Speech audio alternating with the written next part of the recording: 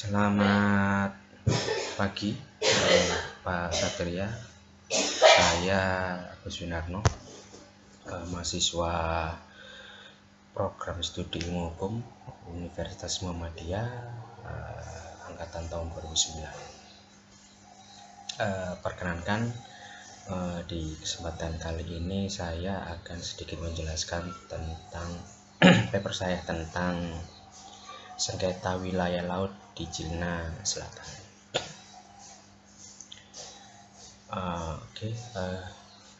Sengketa laut Cina Selatan.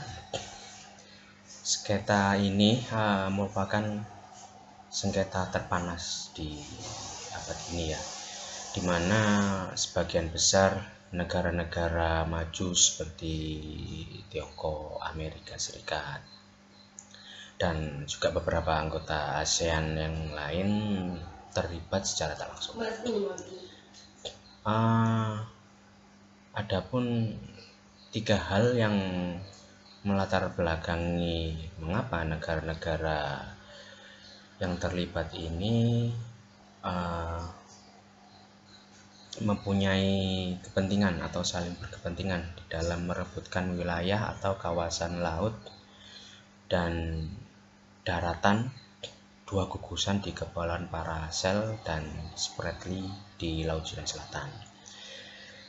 Yang pertama yaitu wilayah laut atau gugusan kepulauan di Laut Cina Selatan itu mengandung sumber kekayaan alam yang sangat besar.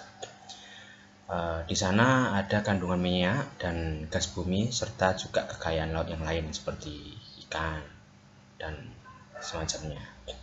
Lalu yang kedua, wilayah perairan Laut Cina Selatan juga merupakan wilayah perairan yang menjadi jalur perlintasan aktivitas pelayaran kapal-kapal internasional, terutama jalur perdagangan lintas laut yang menghubungkan jalur perdagangan Eropa, Amerika, dan Asia. Lalu yang ketiga, pertumbuhan ekonomi di kawasan tersebut, utamanya di ASEAN, tumbuh sangat cepat. Seperti itu. Selanjutnya tentang latar belakang masalah di Laut Cina Selatan. Laut Cina Selatan merupakan sebuah perairan yang dengan berbagai potensi yang sangat besar di dalamnya.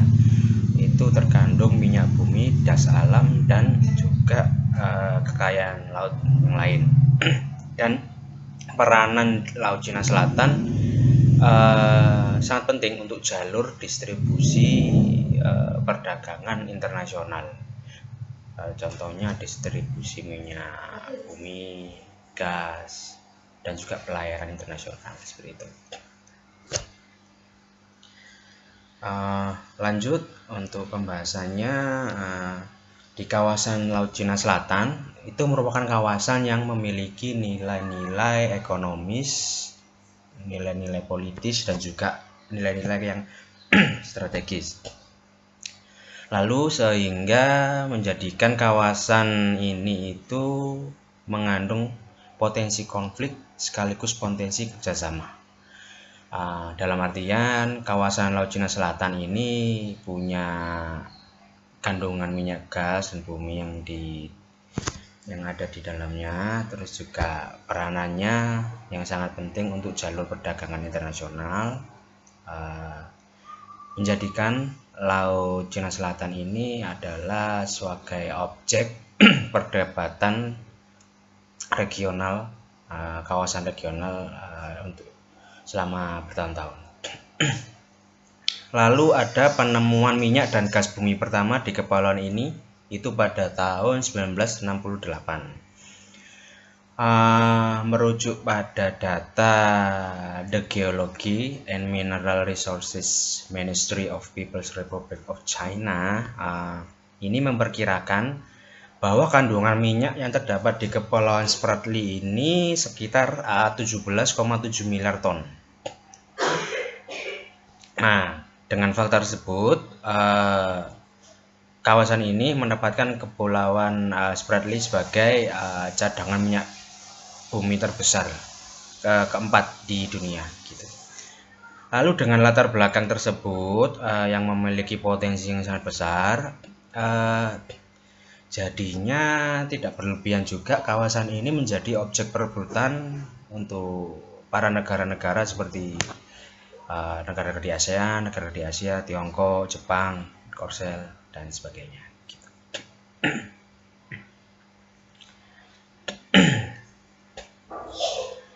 Dan juga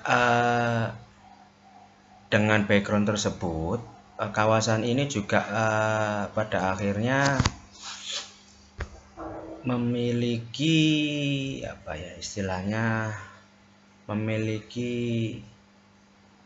menjadi objek perebutan di negara-negara di sekitarnya. Yang pertama, karena memang wilayah kawasan Laut Cina Selatan memiliki potensi ekonomi terutama di bidang minyak seperti itu, dan juga strategi militer di sana terletak di kawasan tersebut.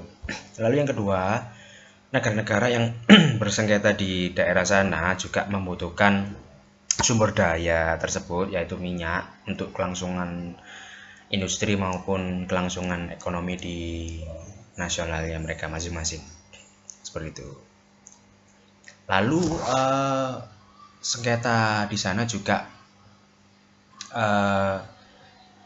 awalnya diawali dengan klaim dari pemerintah Tiongkok atas Kepulauan Spratly dan Paracels pada tahun 1974 dan 1992. Nah, hal inilah yang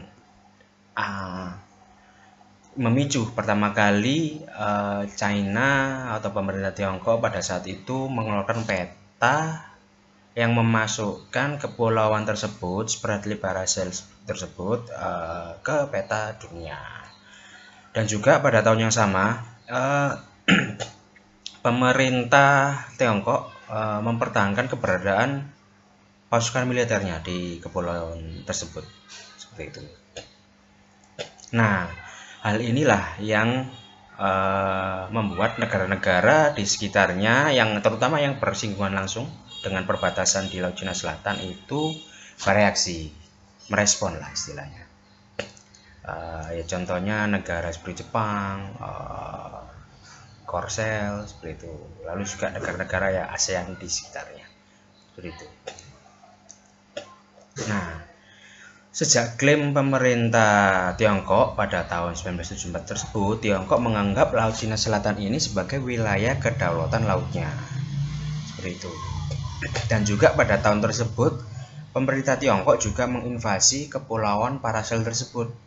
Padahal di Kepulauan Paracel tersebut, Vietnam juga mengklaim istilahnya kepulauan tersebut, yang mungkin karena dekat dengan perbatasan wilayah negaranya mungkin ya, seperti itu. Nah, pada 5 tahun berikutnya, tepatnya tahun 1979, Tiongkok dan Vietnam ini berperang sengit di perbatasan tersebut. Angkatan laut kedua negara tersebut bentrok sampai dengan tahun 1988 itu sedikit menelan korban. Ada tenggelamnya kapal Vietnam pada tahun 1988 karena perang tersebut. Nah, lanjut pada tahun 1992, 1995 ya sekitar tahun itulah, itu bersamaan dengan pemerintah Filipina, Vietnam itu mengklaim Kepulauan Spratly dan Paracels itu adalah bagian dari wilayah mereka. Seperti itu. Walaupun di tahun 94 itu ada konfrontasi dari pemerintah Tiongkok terhadap Vietnam, di tahun tersebut itu ada eksplorasi minyak besar-besaran di wilayah perairan tersebut, seperti itu. Dan juga ada sengketa juga pada tahun 1995 itu pemerintah Tiongkok sering tuh menembaki kapal-kapal pemerintah Vietnam, range antara 92-97 tersebut, seperti itu. Dan juga pada tahun 96 pernah terjadi kontak senjata antara pemerintah China dan pemerintah Filipina, seperti itu. pada tahun 98 juga pernah pemerintah Filipina itu menembaki kapal-kapal nelayan pemerintah Vietnam. Seperti itu. Ujungnya juga itu di tahun 2001 itu tentara Filipina atau juga pemerintah Vietnam itu menembaki kapal-kapal nelayan dari China. Seperti itu.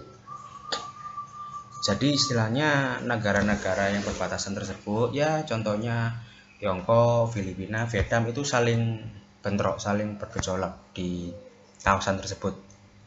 Nah, kesimpulannya maka di kawasan tersebut itu memang berpotensi mengundang konflik antar negara, karena memang di kawasan Laut Cina Selatan itu adalah perairan yang memiliki potensi kandungan minyak dan gas alam yang tinggi, dan juga peranan dari Laut Cina Selatan sendiri itu sebagai jalur perdagangan dan jalur lintas pelayaran internasional. Jadi sedikit banyak itu Laut Cina Selatan itu akan menjadi objek perdebatan dalam konteks negara-negara regional maupun internasional.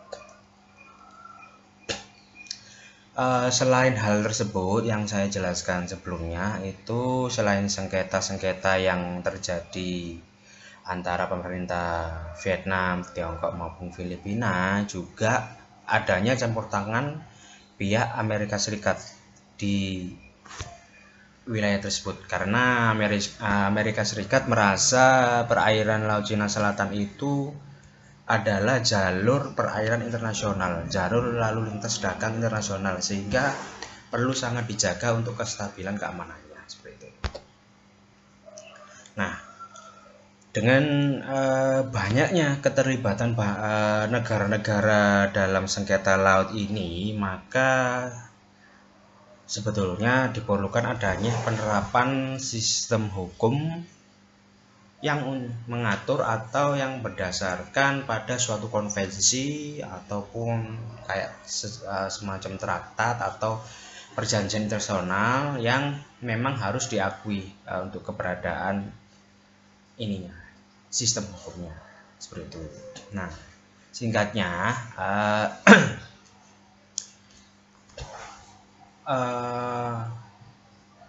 aturan yang bernama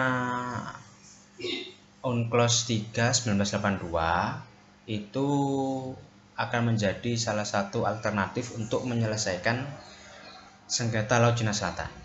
Karena sengketa di wilayah ini bukan hanya merupakan suatu sengketa bilateral maupun regional, karena ini sudah menyangkut wilayah hukum internasional seperti itu. Nah, UNCLOS 3 sendiri ini memiliki atau berisi suatu prinsip-prinsip di mana UNCLOS 3 1982 ini sudah cukup bisa untuk mengakomodir seluruh penyelesaian sengketa-sengketa yang terjadi di Laut Cina Selatan seperti itu. Lalu lebih lanjut, kesimpulan untuk paper saya ini, yang pertama, Laut Cina Selatan itu adalah wilayah perairan yang terluas kedua setelah kelima samudra yang ada di bumi ini seperti itu. Jadi luas perairannya itu terluas kedua, sehingga Laut Cina Selatan adalah merupakan sebuah perairan dengan potensi yang sangat besar terjadi konflik dan segala macamnya, karena di dalamnya juga terkandung banyak minyak bumi, gas alam, kekayaan alam laut, hewani seperti itu, dan juga sebagai peranan penting di dalam jalur distribusi perdagangan maupun pelayaran internasional seperti itu.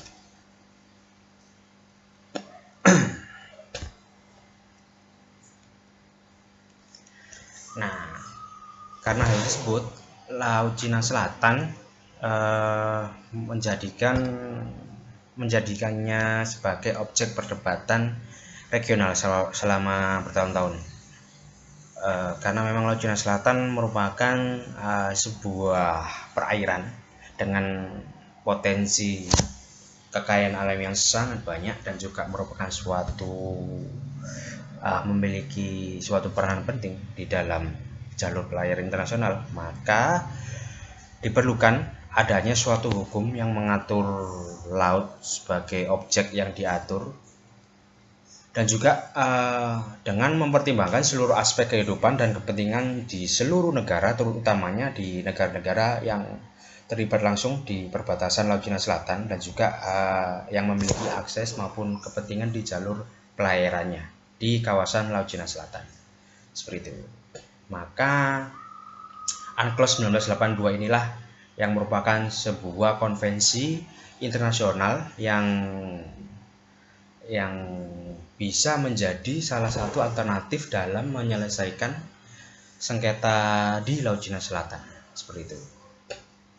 Karena memang di Laut Cina Selatan sendiri itu merupakan istilahnya sengketa yang ada di sana bukan hanya sengketa kepentingan bilateral maupun regional di wilayah tersebut, tapi juga merupakan suatu sengketa multinasional atau internasional, di mana seluruh negara-negara di internasional di dunia itu juga memiliki kepentingan yang sama, tidak hanya sebagai kepentingan untuk jalur perdagangan internasionalnya, tapi juga jalur pelayaran internasional di wilayah Laut Cina Selatan tersebut. Seperti itu. Saya kira cukup demikian presentasi singkat saya atau pemaparan singkat saya terkait paper sengketa laut Cina di Cina Selatan. Seperti itu. Terima kasih kesempatannya. Saya akhiri. Selamat pagi. Assalamualaikum warahmatullahi wabarakatuh.